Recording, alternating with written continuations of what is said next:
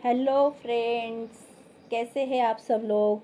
I hope आप स्वस्थ होंगे, मस्त होंगे और खुश होंगे और मेरी वीडियो भी देखते रहते होंगे।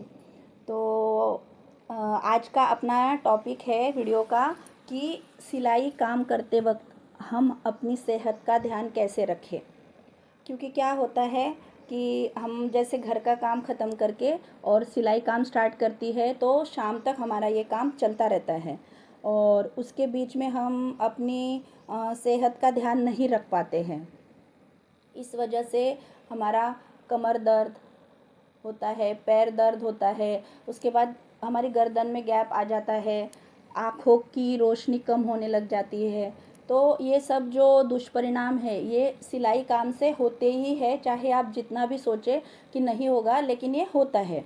क्योंकि एक ही काम हम बार बार करते हैं तो उसकी वजह से हमारे शरीर में थोड़ा सा ये डिस्टरबेंस आ जाता है।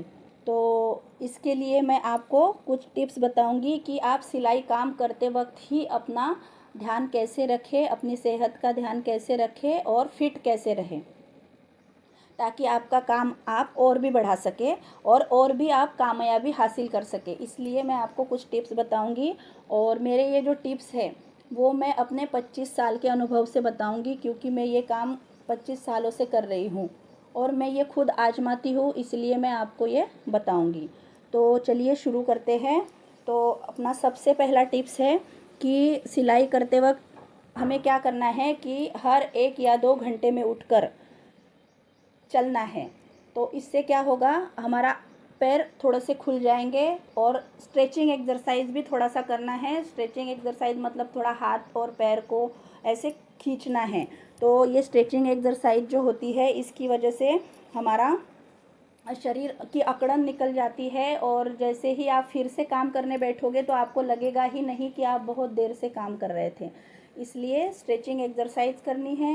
गर्दन को भी क्लॉकवाइज एंटी क्लॉकवाइज घुमाना है। उससे गर्दन की भी अकड़न चली जाएगी और आपको थकान महसूस नहीं होगी। चाहे फिर आगे आप कितनी देर भी काम करते रहे तो आपको नहीं लगेगा कि मैं थक गई हूँ। तो इस वजह से हर 1 या 2 घंटे में आप उठकर ये स्ट्रेचिंग एक्सरसाइज करें या थोड़ा चल ले। उसके बाद दूसरा टिप्स मैं देना चाहूँगी कि हम सिलाई करने में इतना व्यस्त हो जाते हैं कि पानी पीना भूल जाते हैं। तो ये जो है इसकी वजह से हमारा शरीर डिहाइड्रेट हो जाता है, हमारे शरीर में पानी की मात्रा कम हो जाती है और हम बीमार पड़ सकते हैं। इसलिए हमें बीच बीच में पानी पीते रहना है और इसलिए हमें उठना पड़ेगा। फिर तो हम क्या सोचते हैं कि हाँ थोड़ा सा कर लूँ, आधा घंटा इसको काम पूरा कर लूँ तो फिर मैं उठूँगी।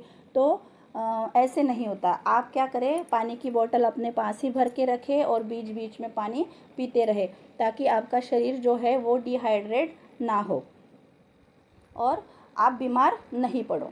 मेरा तीसरा टिप्स जो है वो है कि सिलाई काम हम जहाँ करते हैं वहाँ पे भरपूर रोशनी हो। जैसे नेचुरल रोशनी नहीं आती हो, आपका जो बुटीक है या आपका जो दुकान है ऐसी जगह हो जहाँ नेचुरल रोशनी नहीं आती हो, तो लाइट की व्यवस्था एटलीस्ट बहुत अच्छे से हो, ताकि आपकी आँखों पे सिलाई करते वक्त जोर नहीं पड़े।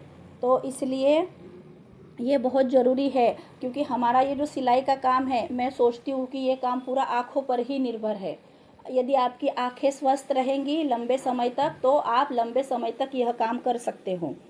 और आँखों की जो सेहत है उसके लिए मैं और बताना चाहूँगी कि आप बीच बीच में उठकर, जैसे सिलाई करते वक्त बीच बीच में उठकर आप आँखों में ठंडा पानी मारेंगे तो भी आपकी आँखें स्वस्थ रहेंगी। उसके बाद आँखों की सेहत के लिए गाजर, पपीता ये सब आपकी डाइट में शामिल करें। ज़रूर ज़रूर खाएं, नहीं पसंद है तो भी खाएं, क्योंकि ये आँखों की सेहत के लिए बहुत ज़रूरी है। तो इसलिए आपको ये आँखों के लिए ज़रूर करना है।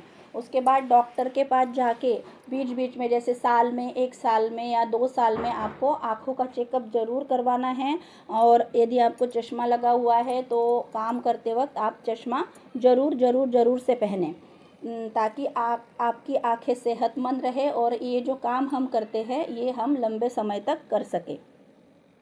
तो मेरा चौथा टिप्स है कि जैसे हम सिलाई काम करते हैं तो सुबह जल्दी जल्दी काम निपटा कर हमें काम पे जाना होता है, तो इसलिए हम क्या करते हैं कि योगा प्राणायाम और मेडिटेशन वगैरह इसको हम इतना इम्पोर्टेंस नहीं देते, लेकिन ये बहुत ज़रूरी है हमारी सेहत के लिए भी और हमारे काम के लिए भी। क्योंकि योगा प्राणायाम से क्या होगा, आपका शरीर स्वस्थ रहेगा, ज़्यादा बीमार नहीं पड़ेगा, तो भी आपका काम अच्छा चलता रहेगा। उसके बाद आप ध्यान करेंगे, मेडिटेशन करेंगे, उससे आपके काम में एफिशिएंसी बढ़ जाएगी। जैसे जो काम आप 15 मिनट में कर सकते हैं वो आप 5 ही मिनट में कर लेंगे। तो बहुत बहुत ज़्यादा फ़ायदेमंद ये योगा प्राणायाम और ध्यान होता है। इसीलिए सुबह जितना आप समय निकाल सके, 5 मिनट, 10 मिनट, 15 मिनट, आपको ये काम ज़रूर करना है। और इसमें आप योगा में, आप प्राणायाम में कपालभाति, अनुलोम विलोम ये कर सकते हैं। उसके बाद ध्यान थोड़ा सा 2 मिनट 5 मिनट का भी कर सकते हैं। यदि आपको नहीं आता है तो मैं फिर से बताऊंगी, मैंने पिछले वीडियो में भी बताया था कि यूट्यूब एक ऐसा प्लेटफॉर्म है जिस पे आप कुछ भी सर्च करके आप सीख सकते हो। तो आप ऐसे ही सर्च करके थोड़ा सा हल्का फुल्का व्यायाम, योगा और मेडिटेशन कैसे करते हैं वो सीख लीजिए और इसको ज़रूर करिए। क्योंकि ये आपकी मेंटल फिटनेस के लिए और फिज़िकल फिटनेस के लिए भी बहुत ज़रूरी है। क्योंकि पैसे कमाना जितना ज़रूरी है उतना सेहत में मंद रहना भी बहुत ज़रूरी है। क्योंकि जब हम अपनी सेहत का ध्यान ही नहीं रखेंगे, हमारा शरीर सही नहीं रहेगा, तो पैसा कमा के क्या फ़ायदा है। इसीलिए आपको ध्यान, योगा और मेडिटेशन ज़रूर करना है। तो ये सब मेरे 4 टिप्स थे। आपको कैसे लगे देखिए। आपको पानी पीना है, अच्छी रोशनी में आपको सिलाई करना है, आपको बीच बीच में उठकर स्ट्रेचिंग एक्सरसाइज करना है। उसके बाद सुबह आपको योगा प्राणायाम और ध्यान ज़रूर करना है। तो ये सब जो टिप्स थे वो मैंने अपने अनुभव से आपको बताए। ये सब मैं खुद आजमाती हूँ और मैं आज अपनी उम्र से, और जितनी उम्र में मैं हूँ उससे कहीं ज़्यादा मेरे काम में मतलब मेरे काम में मैं व्यस्त रहती हूँ।